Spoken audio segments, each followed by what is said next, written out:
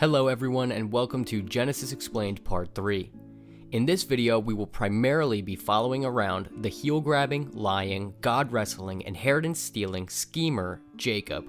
We will learn very valuable lessons about reaping what you sow, God's ability to use evil for good, and why we shouldn't wait for God to break us before we submit to Him. Essentially, what we'll see in Jacob's life is what not to do. He will also be a parallel to what his descendants, the Israelites, will do later. But before we get there, we need to talk about the child of promise, Isaac.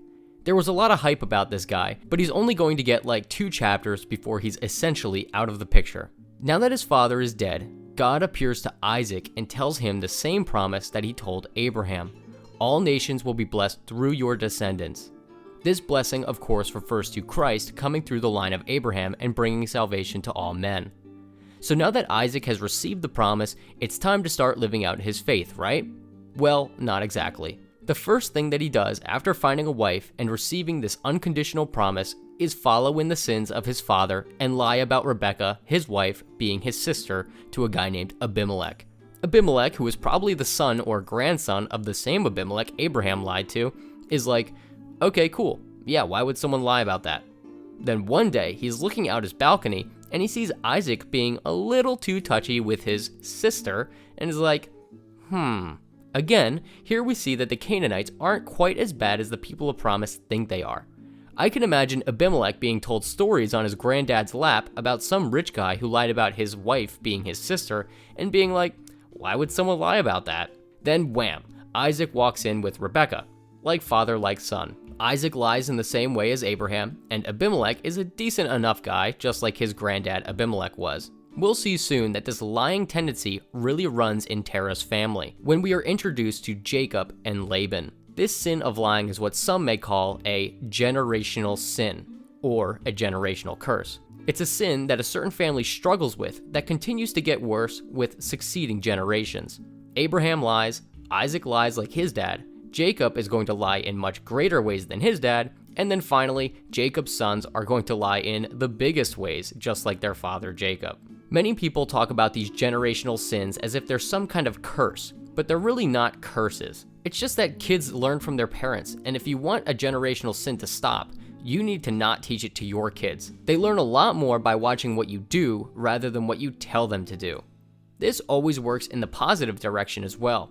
If you are known for your honesty, chances are your kids will also be honest as well. This is called reaping what you sow. But I don't want you to feel hopeless in this if you have bad parents who make a lot of mistakes. Just because your parents make mistakes doesn't mean you're forced to make them as well. This is why I don't like calling it a curse, because it makes it feel like it's out of your hands. God is always offering freedom from sin. All we have to do is submit to Him and believe in the one who sets slaves free. And whomever the Son sets free is free indeed. More on this soon. Now, some of you may have noticed that I skipped the birth of Jacob and Esau in chapter 25. That's primarily because I wanted to tell the whole narrative of these two without any interruptions. Rebekah, Isaac's wife, is childless just like Sarah. So Isaac does the loving husband thing to do and intercedes for her to God. Take note of this. God listens to Isaac and Rebekah gets pregnant. The baby feels like it's warring inside of her womb, and this is before ultrasound, so she goes and asks God what's going on. Well, she's got twins in there, and God says that one will be stronger, but the older will serve the younger. Jacob will become Israel, and Esau will be the father of the Edomites. God prophesied before either of their births that Jacob, who will later be known as Israel, will be the chosen line that the blessing will pass through, and not Esau. The babies are born, and Esau comes out first. He's extremely hairy, and that's why his name is Esau, which means hairy. He's so hairy that later his father will mistake a goat's fur for his own son's arm. He's that hairy. As he's being born, his younger brother is grasping his heel, almost like he was trying to pull him back in so he could be born first. A little foreshadowing. So they name him Heel Grabber, or Jacob. Naming babies was a lot easier back then. Now, you may know that heel grabber is not exactly a compliment. It essentially means deceiver, or someone who will do anything to get ahead. We'll learn very quickly that he will live up to his name. Now, these boys will grow up to be very different. Esau is the manly, hairy hunter who is dad's favorite, while Jacob is the smooth-skinned homebody that spends time with mom. One day, Esau comes home from a failed hunt and he's hungry. Jacob is at home cooking some red stew and Esau is like, "Hey, I'm starving to death. Give me some of that stew." Jacob, being the heel grabber that he is, says, "Yeah, sure, I'll give it to you in exchange for your birthright." And Esau agrees to this deal. Now, a birthright basically does two things. First, it gives the oldest son a double portion of the inheritance compared to his other brothers. And second, it places that son as the head of the family following the father's death. It's a big deal, and it always goes to the firstborn. So Esau selling it off for some stew shows that he really doesn't care much for his family. He doesn't want the responsibility of leading the family. He'd rather do his own thing. Also, if you read the story, he's acting like he's on the verge of death. No one who is actually starving to death acts like this. They basically can't walk. In reality, he despised his birthright and hated his family. That's why he had no problem selling it. This is expounded upon further when we see that Esau marries 2 Hittite women, despite his parents hating the Canaanites around them. Anyways, call back to what God said to Rebekah, "The older will serve the younger." This is step 1 of that being fulfilled. But there's one thing Esau still has that Jacob needs in order to fulfill this prophecy. That thing is the blessing of the firstborn. This blessing is from the Father on the Son to give him a prosperous life, and part of this blessing is that he will rule over his brothers. Jacob is going to need this if he really wants to grab Esau's heel to become the true firstborn. After just 2 chapters, Isaac is now on the verge of death, and he's blind, so he calls his son Esau in to bless him with the blessing of the firstborn. He tells him to go out hunting for wild game, and when he gets some, to bring it back so he can bless him. Rebekah overhears this, and since Jacob is her favorite, she devises a plan. I'll have Jacob steal the blessing. You can read the story for yourself in Genesis 27. It's actually quite entertaining. So pause now to read it. Rebekah and Jacob's plan is to disguise Jacob as Esau by covering him in goat fur. Since Isaac is blind, he wants to feel Jacob's arm and smell him to confirm he's really Esau. The fur works because Esau is really that hairy, and after he smells him, he says, "Ah, the smell of my son is like the smell of field the Lord has blessed." Another way of saying, you smell like animal manure. Isaac receives the blessing from the father and leaves. Esau comes in after and weeps when he finds out the news. Esau then proclaims, "Is he not rightly called Jacob?" Then vows to kill him after his father dies. Jacob is forced to flee because of this, but not before Isaac follows in his father's footsteps and ensures that Jacob will not marry a Canaanite. He doesn't do quite as good of a job though, because he actually sends Jacob to Abraham's homeland, something that Abraham forbids his servant from doing with Isaac. The risk again being that Jacob will like it there and stay rather than claiming the land he was promised by God. Now, the heel grabber is on his way, and on the journey he has a dream about a staircase to heaven and angels ascending and descending on it. An interesting note here is that the only other time we hear this language of angels ascending and descending comes from John 1, when Jesus meets Nathanael, a soon-to-be disciple of Jesus. Jesus says, "Behold, an Israelite indeed in whom there is no deceit." Israel is what Jacob will be renamed to, and Jacob was formerly a deceiver. So Jesus is essentially saying, you are a true Israelite and have shed the sin of deceit just like Jacob will in his own life.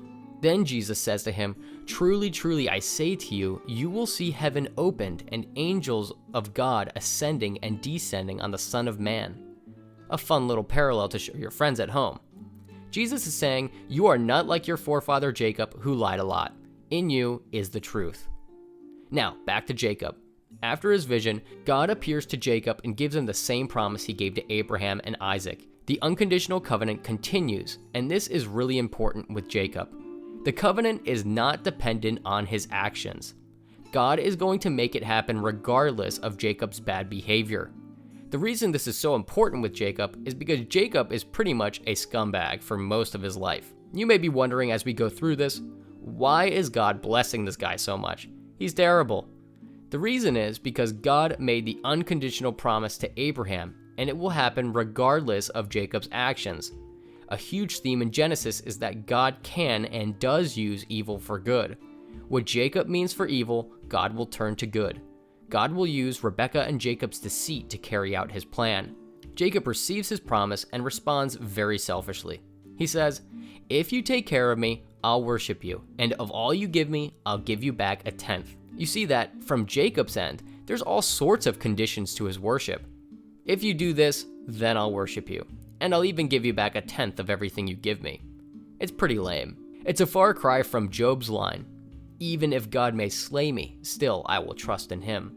Don't follow Jacob's example here. His whole life will be littered with misery because he doesn't submit to God. He will figuratively and literally wrestle with God, and it will break him. He will reap what he sows. Being someone who wrestles with God is not a good thing. Submit to him so he doesn't have to break you into submission. I'm speaking from experience here. We'll touch more on this later. Jacob continues his journey and meets Rachel. She's very beautiful and Jacob wants to marry her. The problem is, Laban is her dad. And if you think Jacob is a deceiver, well, he's about to meet his match. If you remember, Laban is the guy we met earlier. He's Rebekah's brother, and he has 2 daughters, Leah, the older, and Rachel, the younger. Leah is said to have weak eyes, probably an innuendo for being ugly, while Rachel was beautiful. So here's the situation. Jacob wants to marry Rachel because she's beautiful, so he makes a deal with Laban to work for 7 years to earn her hand in marriage. Cool. But after 7 years, it's time for the wedding. Weddings in those days were multi-day affairs and involved a lot of drinking. The wives-to-be wore veils until the marriage was consummated. Ask your parents if you don't know what that means. So Laban has a great idea. Leah is ugly and will be very difficult to marry off. How about I put a veil on her and send her into the marriage chamber instead of Rachel? Jacob, who's probably drunk, won't know the difference until it's too late. He commences this plan, morning comes, and Jacob realizes what happened. And how do you think the heel grabber reacts to a taste of his own medicine? "Why have you deceived me?" Very interesting. He doesn't see any issue with deceiving his brother or his father, but when it happens to him, it's all of a sudden evil. He's reaping what he sowed. Classic lesson to be learned here. Jesus's "do unto others as you would have them do to you" actually applies here. Jacob does evil and others do evil to him, but he has double standards for how he wishes to be treated. Anyways, Laban says he can have Rachel too for another 7 years of work. So Jacob worked 14 years for the 2 women, and obviously he loves Rachel more while neglecting Leah. This is a very sad story for Leah. She's forced into the marriage with a man who hates her, and if anyone is wronged in this story, it's her. She's going to do a lot of not great stuff too, and it is sinful, but you can kind of understand why. Now God hears her plight, sees that she's unloved, and blesses her greatly. She's going to have the majority of Jacob's sons. Now a quick aside here. Many point to Jacob as an example of God promoting and blessing polygamy. And here is where we learn a very important Bible lesson. Just because something happens in the Bible, it does not mean that God approves of it. I feel like that's a major duh moment, but apparently it's not. Read every example of polygamy in the Bible, and you let me know how it goes for them. Read this story and tell me if you think it was a good situation for anyone. Constant fighting, constant strife in the family, one being loved and the other hated, favoritism among the children, the whole thing is a mess. Just because God is silent about something doesn't mean he approves of it. God blesses Jacob because, again, it was an unconditional covenant, not because Jacob is doing such a great job. He will use the evil situations and decisions to fulfill his plan anyways. So, back to the story. God sees Leah is not loved and blesses her initially with 4 sons. Their names reflect Leah's sadness, and it really is sad to read. Reuben is first, which means, "Behold, a son." And she says, "It is because the Lord has seen my misery. Surely my husband will love me now." Next is Simeon, which means, "Who hears." And she says, "Because the Lord heard that I am not loved, he gave me this one too." Third is Levi, which means attached, and she says, "Now at last my husband will become attached to me, because I have borne him 3 sons. And finally, Judah, which means praise to the Lord, because she gives glory to God instead of caring what Jacob thinks. So yeah, pretty sad. Imagine being named attached because your mom is being neglected by her husband. Pretty rough situation. Rachel then complains to Jacob because she can't bear children. Recall how Abraham and Isaac handled this situation and compare it to Jacob. He says, "Am I in the place of God who has kept you from having children?" Well, no, but you could pray to him on behalf of her. It worked really well for your dad and your granddad, so it's worth a shot, right? But Jacob doesn't do it. He doesn't intercede for his wife. So Rachel comes up with a plan and gives Jacob her servant to have children through her. Again, a throwback to Abraham and Sarah. This works, and Bilhah gives birth to Dan, which means vindicated, and Rachel says, "God has vindicated me by giving me a son." What a crazy statement. She thinks that this sin is God vindicating her. There is, of course, a lesson here to be learned for us. We can often mistake God's grace for permission to do something. God may let us, quote, get away with something, but that doesn't mean it's a good thing that we did. We may then take that grace and use it as a license to keep sinning. And that's exactly what we see happen here. Again, Bilhah conceives and Rachel says, "I have won a great struggle against my sister," so she names him Naphtali, which means to struggle.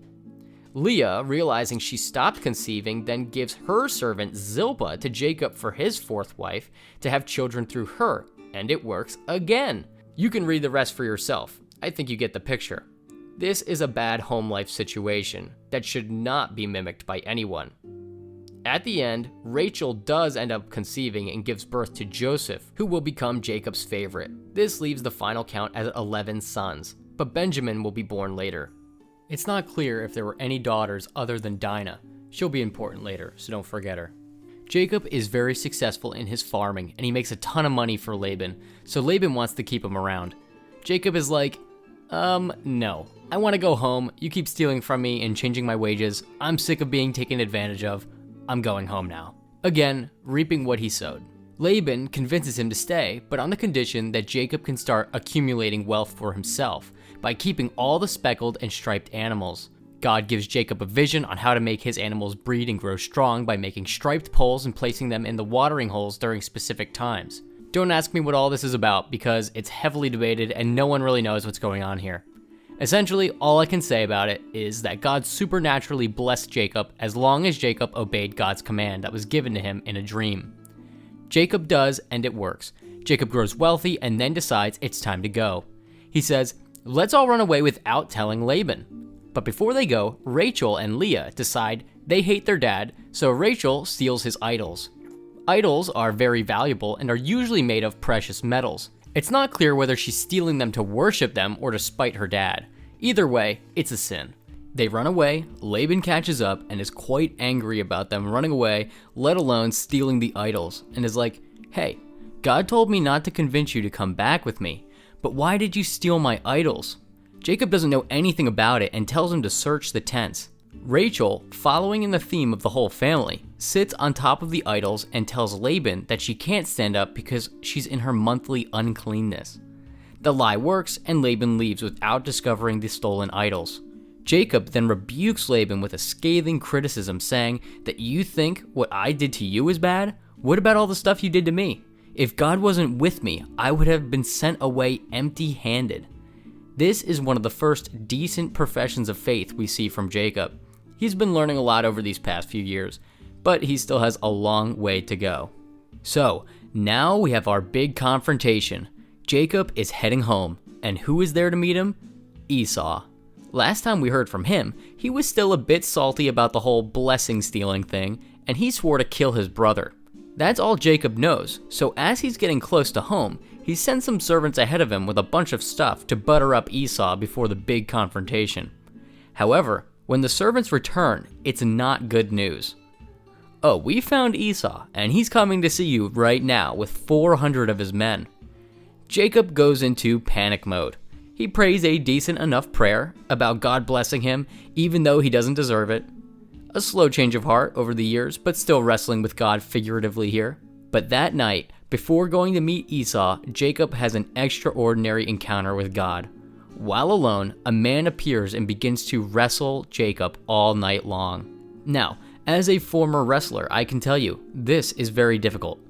Jacob wrestles him all night until daybreak, and when the man realizes he cannot prevail against Jacob, he touches his hip socket and dislocates it. But even in this, Jacob still won't let go of the man. Jacob says, "I won't let go of you until you bless me." The man, who, if you haven't noticed by now, is God, Christ, blesses Jacob and says, "You will no longer be called Jacob, you will now be called Israel, for you have striven with God and man and have prevailed." So now, rather than being called deceiver, his name now means struggles with God. Wow, a pretty cool story and a perfect lesson to be learned here. This wrestling match symbolizes Jacob's whole life. He constantly fought against God and did the wrong things, but God was always fighting against him to make him what he wanted him to be. This lifelong battle resulted in God finally breaking Jacob and rebuilding him as Israel. But Jacob does not come out of this unscathed. He has a permanent limp for the rest of his life to constantly remind him of what happens when you fight against God's will. This remembrance is followed by the Israelites, where they don't eat the sinew of the hip to commemorate Jacob's wrestling match with God. There are so many lessons we could draw from this story, but the simplest one is that you may be wrestling with God right now, fighting against his will, resisting him in your life. God will strive against you for a time and seek to subdue you, but if you continue to wrestle against him, he will eventually have to break you in order to rebuild you back the right way. Like I said earlier, I am speaking from experience here. I wrestled against God and stiffened my neck against his will in my life, and he was forced to break me in order to get me to submit. I relate in a very deep way to Jacob in this story. I was like him, a proud deceiver, and it wasn't until God broke me that I submitted to him. So what I am pleading with you to do now is don't harden your heart against God. Submit to him now and humble yourself before him so that he doesn't have to break you too. It's not a pleasant experience being broken, and sometimes people don't come out the other side without permanent injuries, whether spiritual or physical. Jacob will never be the same after this incident, and I know for sure I was never the same after my wrestling match with God. Take it from me, it's better to submit to God without a fight, but if you're stubborn like me, just know that you will lose the fight. There is no one who fights against God and wins. Now, after the match, Jacob is a new man, but he's still not a perfect man, as we'll see. He's about to meet Esau, and he thinks Esau is going to attack him and his people. So what he does is send 3 groups of servants with gifts to Esau ahead of everyone. Then we see who Jacob loves most because he orders his servant wives to go in front, then Leah and her kids next, and then finally Rachel last. Essentially what he's thinking is, if they attack us, the groups in the back may have time to run away. So yeah, imagine being the groups in front and realizing who Jacob loves most. Now, one by one, the groups safely pass Esau and his men, and then finally, Jacob meets him, and we see Esau has had a change of heart. Time healed the wounds, and Esau welcomes Jacob home, but Jacob has other plans. For some reason, he tells Esau he'll meet him at home, but in reality, he's lying again, and he goes off to Shechem instead. I honestly don't know why he lies about this. Just an old habit, maybe? He probably was still fearing Esau's wrath and perhaps thought it was a trap. Shifty people often think everyone else is just as shifty as they are. Now we are entering into a very interesting story. There are some sensitive topics in this chapter, so for the young children, please click off the video. In chapter 34, we see the defilement of Dinah. If you remember, Dinah is the only recorded daughter of Jacob. She may possibly be the only daughter, and because she's the only girl in a house of 11 boys, she seeks female companionship with the daughters of the land around her. While out and about, Shechem, the son of Hamor, sees Dinah and forcibly defiles her. After defiling her, he actually falls in love with her and asks his dad to get her for a wife. Jacob is going to fail pretty miserably here, because when he hears the news about what happened to his daughter, he is essentially going to do absolutely nothing at all. Hamor shows up to plead for Dinah's hand in marriage for his son, but Jacob's sons aren't having any of it. They're very grieved about what happened to their sister, so they devise a little scheme. Like father, like sons. Hamor and Shechem offer any bridal price for her, but Jacob's sons say, "Actually, we can't marry her to you because you are not circumcised. We can't intermarry with anyone who isn't circumcised." So here's the deal. If all your men in your town get circumcised, then we'll go ahead and intermarry with you. They reason among themselves and say, yeah, okay, that sounds pretty good to us. And all the men hurry to get circumcised. Little do they know, they just fell into a trap. On the third day after their circumcision, Simeon and Levi head into a town with swords drawn, and they easily slaughter all the men of the town who are incapacitated by their wounds. They then loot the whole town and take all the possessions. Jacob is furious about this because he fears what the other Canaanites will do about it. But Levi and Simeon are like, what, were we just supposed to do nothing about the defilement of our sister? And honestly, they kind of have a point. Jacob didn't do anything and probably wasn't going to do anything. This is a huge failure on behalf of the head of the household. Now, I'm not going to armchair judge what exactly the right thing to do here was, but certainly we'd all agree that doing nothing is not the right thing to do. So the brothers took it into their own hands and they did something about it. The lesson here is, don't be like Jacob. How many times have I said that in this video? Jacob is not a good example to follow in almost any situation we see him in. The sons had to step up because their father was absent in taking action. There is definitely a lesson to be learned there. Now Jacob is called to move back to Bethel, and there God re-establishes the covenant he made with Jacob and renames him Israel again. It is here that Rachel gives birth to the final son of Jacob, Benjamin. But while Rachel is giving birth, the labor was too severe and she began to die. As she was dying, she received the news that she gave birth to a son, and she named him Ben-Oni with her dying breath. Ben-Oni means son of my sorrow. Jacob, being the guy that he is, does not honor his dying wife's request and changes the name to Benjamin, which means son of the south or son of my right hand. This is because this is the only son that was born in the south, whereas the rest were born in the north. Anyways, if there has been any message portrayed to you in the course of this video, you should have learned at least what not to do. Don't be like Jacob, minus the part where he submits to God. He reaps what he sows, but even in his disobedience and shortcomings, God's sovereignty shines through. God is going to bring the Lord of glory through Abraham's line, whether he or his descendants follow him. Jacob's life is going to be a parallel to what his descendants will do. Israel is going to disobey and fall short over and over again, and it becomes difficult to see why God is blessing them so much anyways. That is because God chose Israel to be his people before Israel or Esau was ever born. It was not a covenant based on works or merit. It was a covenant that is unconditional, and God chooses whomever he wishes to be in that covenant.